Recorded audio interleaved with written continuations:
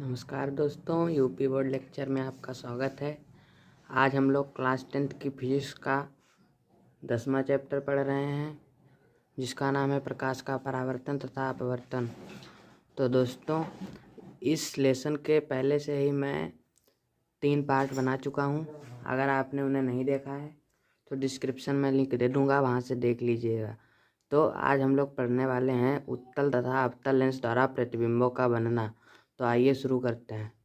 दोस्तों, सबसे पहले मैं आपको इसके लिए कुछ इम्पॉर्टेंट चीज़ें बता देता हूँ जो आपको इसमें मालूम होनी चाहिए, जिससे आपको ये जो उत्तल तथा अवतल लेंस द्वारा प्रतिबिंब जो बनेंगे इसको समझने में काफ़ी आसानी होगी। तो सबसे पहले मैं आपको प्रतीक चिन्ह बता रहा हूँ। देखिए, जो ये सी है, सी को किस चीज़ से प्रदर्शित करते हैं? ये सी को क्या कहते हैं? प्रकाशिक बिंदु कहते हैं सी को। ठीक है दोस्तों, प्रकाशिक बिंदु कहते हैं सी को। और F1 को कहते हैं प्रथम फोकस और F2 को कहते हैं द्वितीय फोकस। तो सब देख लीजिए, ये एक लेंस में कहाँ पर होती हैं। तो देखिए, सबसे पहले जो प्रकाशिक बिंदु होता है ये यहाँ पर होता है। प्रकाशिक बिंदु को प्रदर्शित करते हैं सी से, ये यहाँ पर होता है। ठीक है दोस्तों, और जो F2 द्वितीय फोकस ये यहाँ पर होता है और प्रथम फोकस ये यहाँ पर होता है। ठीक है दोस्तों, और 2F1 यहाँ पर होता है, 2F2 यहाँ पर होता है। और ये 2F1 कैसे निकलेगा? जब आप लोग यहाँ से ऐसे रखकर चाप लगाएंगे ऐसे ऐसे, तो 2F1 निकलेगा, और इधर से जब चाप लगाएंगे तो 2F1 निकलेगा, और इधर से 2F2 निकलेगा। और इसके आधी जो दूरी होगी यहाँ पर होगा ये F1 होगा, ये F2 होगा।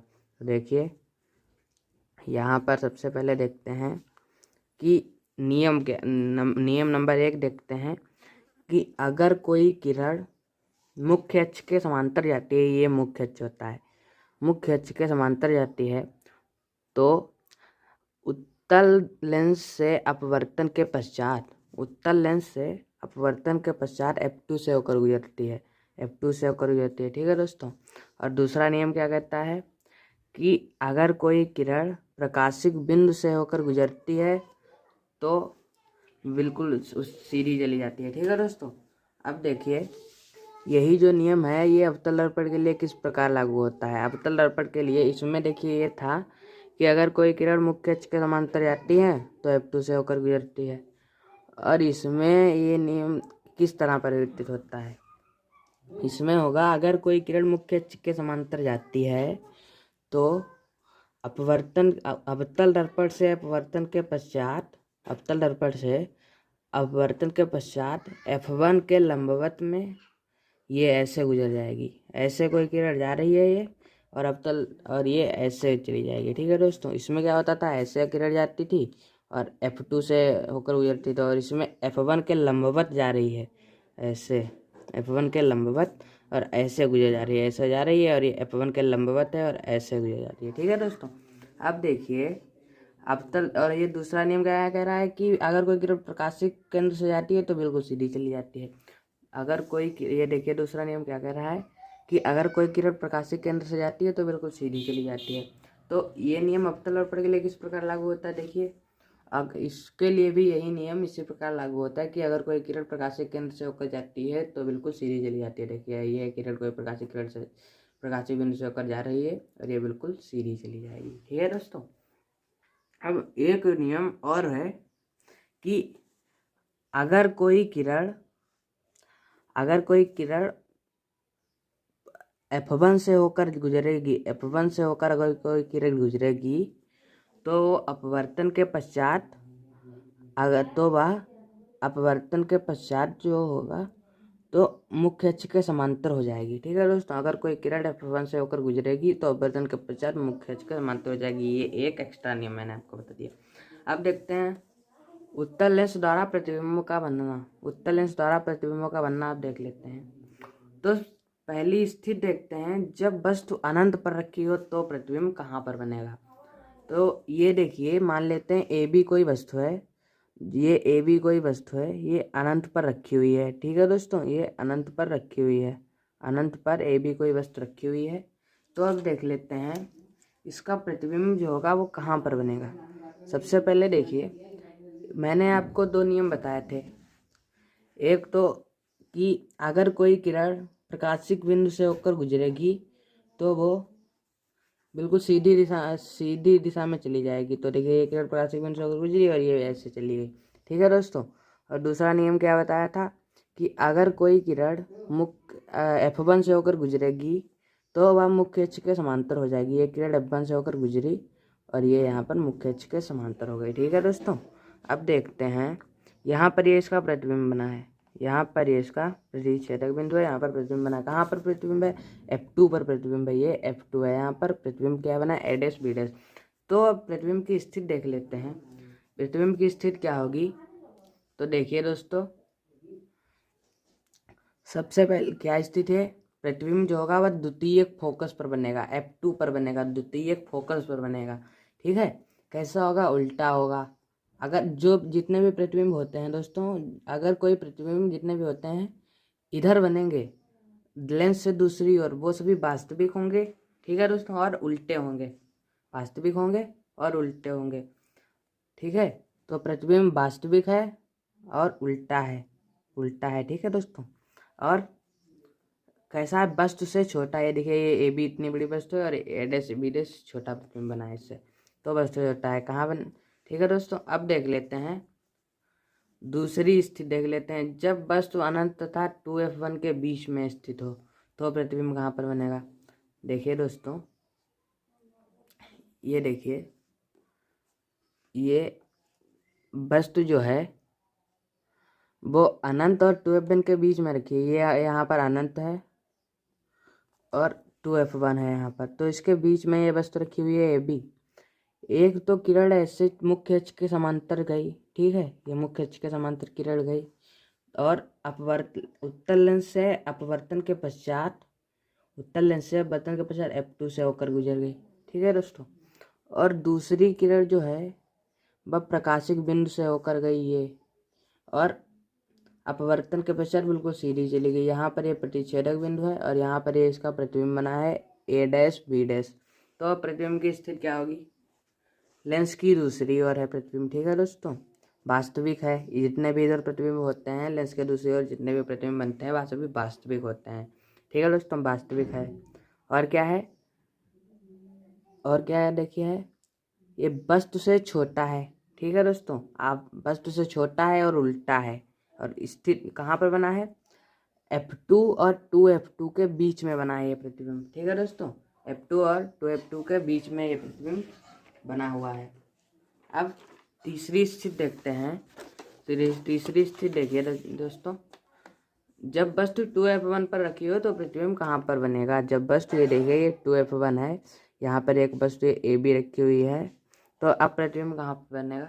तो देख लेते हैं दोस्तों। ये देखिए ये एक किरण मुख्य अक्ष के समान AB से एक किरण मुख्य अक्ष के समांतर गई। ठीक है दोस्तों। ये AB से एक किरण मुख्य अक्ष के समांतर गई और उत्तल लेंस से अपवर्तन के पश्चात F2 से होकर गुजरी। ठीक है दोस्तों। और दूसरी किरण प्रकाशिक केंद्र से होकर गई और उत्तल लेंस से अपवर्तन के पश्चात बिल्कुल सीधी चली गई। तो देखिए यहाँ पर प्रतिबिंब बना हुआ है, ये प्रतिबिंब बना है A' B' प्रतिबिंब बना है ये। अब इसकी स्थिति देख लेते हैं दोस्तों क्या है। प्रतिबिंब कहाँ पर बना है? 2F2 पर बना है। ठीक है दोस्तों।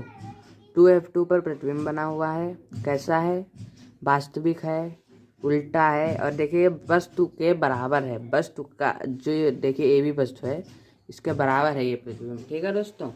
वस्तु के समान आकार का है, उल्टा है, वास्तविक है और कहाँ बना हुआ है? 2F2 पर बना हुआ है। ठीक है दोस्तों। 2F2 पर बना हुआ है प्रतिबिंब। अब देखिए अगली स्थिति देखते हैं। जब वस्तु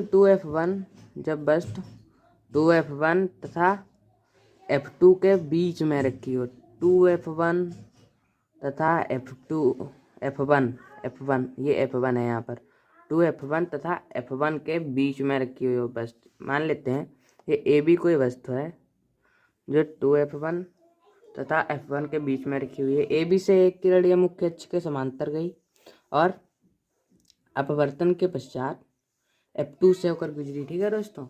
और दूसरी जो किरण है ये प्रकाशिक बिंदु से होकर गुजरी और बिल्कुल सीधी चली गई। अब देख लेते हैं इसकी स्थिति क्या होगी। और ये देखिए यहाँ पर ये प्रतिबिंब बना हुआ है। कहाँ पर है? अनंत और 2f2 के बीच में प्रतिबिंब ये बना हुआ है। ठीक है दोस्तों, ये प्रतिबिंब क्या है? a dash b dash. अब इसकी स्थिति देख लेते हैं। क्या है? प्रतिबिंब लेंस के दूसरी ओर है। ठीक है, वस्तु से बड़ा है। कहाँ पर बना हुआ है? 2f2 तथा अनंत के बीच में प्रतिबिंब बना हुआ है। कैसा है? वास्तविक है और उल्टा है। ठीक है दोस्तों, प्रतिबिंब उल्टा है। अब नेक्स्ट स्थिति देख लेते हैं। क्या कह रहा है कि जब वस्तु प्रथम फोकस पर स्थित है तब प्रतिबिंब कहाँ पर बनेगा? जब वस्तु प्रथम फोकस पर स्थित हो तब प्रतिबिंब कहाँ पर बनेगा? दोस्तों देख लेते हैं। ये प्रथम फोकस पर ये वस्तु रखी हुई है ए बी वस्तु है, ये प्रथम फोकस पर स्थित है। एक किरण ए बी से चली, मुख्य अक्ष के समांतर ये किरण चली। ठीक है, और उत्तल लेंस से अपवर्तन के पश्चात F2 से होकर गुजरी। ठीक है दोस्तों, ये F2 से होकर गुजर गया। और दूसरी जो किरण है ये प्रकाशिक बिंदु से होकर चली और बिल्कुल सीधी चली गई। अब देखते हैं इसका प्रतिबिंब कहाँ पर होगा। ये देखिए दोस्तों, पता नहीं कहाँ पर ऐसे ऐसे जल्दी चली जाएंगी और आगे बहुत दूरी पर ये ऐसे ऐसे जल्दी चली जाएंगी, फिर बहुत दूर मिलेंगी तो कहाँ? अनंत पर मिलेंगी। ठीक है दोस्तों, तो इसकी स्थिति क्या होगी? प्रतिबिंब जो होगा वो वस्तु के दूसरी ओर बनेगा। ठीक है दोस्तों, अनंत पर बनेगा, वास्तविक होगा। इस जितने भी प्रतिबिंब इधर बनते हैं वास्तविक होते हैं और उल्टा होते हैं। वस्तु के दूसरी ओर जो लेंस होता है इसके दूसरी ओर जितने भी प्रतिबिंब बनते हैं वास्तविक होते हैं और आभासी होते हैं। ये जो है ये आपको याद कर लेना है। ठीक है दोस्तों, ये आप याद रखिए कि जितने भी प्रतिबिंब लेंस के इधर बनते हैं दूसरी ओर लेंस के बनते हैं वास्तविक होते हैं और आभासी होते हैं। अब देखिए दोस्तों, नेक्स्ट देख लेते हैं। जब वस्तु F1 तथा लेंस के बीच में है तब प्रतिबिंब कहाँ पर बनेगा? देखिए दोस्तों, वस्तु जो है वह F1 और लेंस इसके बीच में ये वस्तु रखी हुई है AB। ठीक है दोस्तों, एक तो किरण AB से एक किरण मुख्य अक्ष के समांतर चली और वो F2 पर होकर गुजरी। ठीक है दोस्तों, दूसरी किरण जो है ये प्रकाशिक केंद्र से होकर चली और बिल्कुल सीधी चली गई। ये समांतर चली और ये F2 से होकर गुजरी, ये प्रकाशिक केंद्र से होकर चली और बिल्कुल सीधी चली गई। अब देखिए दोस्तों, ये किरणें तो समांतर हैं। देखिए ये किरणें देखने में समांतर लग रही हैं, तो ये किरणें कभी मिलेंगी ही नहीं। अब तो इसके लिए इसको इधर देखते हैं, इधर कहीं मिलेंगी ये इधर तो मिलेंगी नहीं, तो इधर मिलेंगी। ये देखिए ये एक यहाँ पर ये मिली, ये इधर से और इधर से ये देखिए यहाँ पर इसका प्रतिच्छेद बिंदु। तो प्रतिबिंब जो होगा यहाँ पर बनेगा, ये प्रतिबिंब बनेगा। ये प्रतिबिंब देखिए बनेगा कहाँ पर? प्रतिबिंब बने स्थिति देखिए दोस्तों, इसकी क्या होगी? प्रतिबिंब जो होगा लेंस से वस्तु की ओर होगा, लेंस से वस्तु की ओर ये प्रतिबिंब है। आभासी होगा दोस्तों, जितने भी इधर प्रतिबिंब बनते हैं लेंस से वस्तु की ओर जितने भी प्रतिबिंब बनते हैं वह सभी आभासी होते हैं और सीधे होते हैं। ठीक है दोस्तों, और क्या है? प्रतिबिंब जो है वह वस्तु से बड़ा है। ठीक है दोस्तों, अब देखें अवतल लेंस द्वारा प्रतिबिंब का बनना। हमने उत्तल लेंस द्वारा तो प्रतिबिंब का बनना देख लिया है, अब अवतल लेंस द्वारा प्रतिबिंब का बनना देख लेते हैं। दोस्तों बता दूं आपको कि अवतल लेंस द्वारा सिर्फ प्रतिबिंब का जो बनना होता है वो हम लोग देखने जा रहे हैं। दोस्तों अवतल लेंस के लिए सिर्फ एक स्थिति आपको ये बता दे रहा हूँ, आप यही समझ लीजिए सभी स्थिति बिल्कुल ऐसी ही होती हैं। ठीक है दोस्तों, कोई भी स्थिति हो, चाहे वस्तु F1 पर रखी हो चाहे वस्तु कहीं भी रखी हो, मतलब स्थिति सदैव प्रतिबिंब जो होगा वह वस्तु की ओर ही बनेगा, लेंस तथा फोकस के बीच में ही बनेगा, आभासी होगा, सीधा होगा और वस्तु से छोटा होगा। ये स्थिति अवतल लेंस में सभी के लिए होती है। ठीक है दोस्तों, तो आप इसको समझ लीजिए बस, और को समझने की आपको ज़रूरत नहीं है। तो दोस्तों देखिए, मान लीजिए ये कोई वस्तु ए बी रखी हुई है यहाँ पर। ठीक है दोस्तों, और एक किरण जो है ए बी से एक किरण मुख्य अक्ष के समांतर चली। ठीक है दोस्तों, ये किरण मुख्य अक्ष के समांतर चली और ये अपवर्तन के पश्चात अवतल लेंस से अपवर्तन के पश्चात F1 के लंबवत होती हुई ये ऐसे चली जाएगी, पर ये लंबवत जा रही है। ठीक है दोस्तों, दूसरी किरण जो होगी वो प्रकाशिक केंद्र से होकर गुजरेगी। मैंने दोस्तों आपको बताया था कि अवतल लेंस के लिए, दोस्तों मैंने आपको यहाँ पर बताया था, ये देखिए यहाँ पर बताया था कि अगर कोई अवतल लेंस के लिए अगर कोई प्रकाश की किरण मुख्य अक्ष के समांतर जाती है तो अवतल लेंस अपवर्तन के पश्चात f1 से होती हुई सीधी ऐसे चली जाती है। ठीक है दोस्तों, ये मैंने आपको बताया था और यही नियम यहाँ पर ये लागू हो रहा है। ठीक है, अब देखिए ये यहाँ पर प्रतिच्छेदक बिंदु है तो ये प्रतिबिंब बना है उसका a डैश b डैश, यहाँ पर ये प्रतिबिंब बना है। कहाँ पर प्रतिबिंब बना है? लेंस और f1 के बीच में प्रतिबिंब बना है, या कहें कि प्रकाशिक केंद्र और f1 के बीच में प्रतिबिंब बना है। वस्तु की स्थिति कैसी है? प्रतिबिंब वस्तु की ओर ही बना हुआ है, प्रतिबिंब जो है वस्तु की ओर ही बना हुआ है। लेंस तथा फोकस के बीच में है, आभासी है। इधर भी जितने भी प्रतिबिंब होते हैं सभी आभासी होते हैं दोस्तों।